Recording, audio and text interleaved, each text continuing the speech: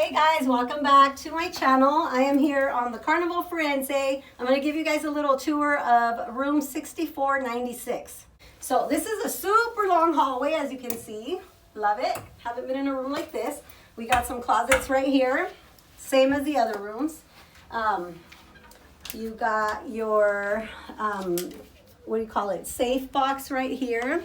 My camera lady, come over here. There you go. There's the safe box. I'm going to show you guys the best part though. Then you guys have your little vanity here, your bed. I love this because you could lay on your bed and look outside. They're not sideways. Your feet are pointing to the ocean, which is so cool. Look at these windows. How pretty. You got your TV right in the middle, and then follow us. Bathroom is pretty basic bathroom, just like any other Carnival bathroom. Glass shower door. Wow. And then we could put our suitcases right here because we got extra space right here. But check this out, you guys. Look at this balcony.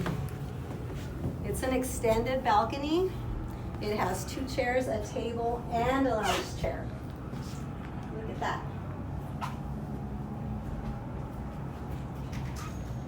Super cool, right? Time to go have some fun. Bye.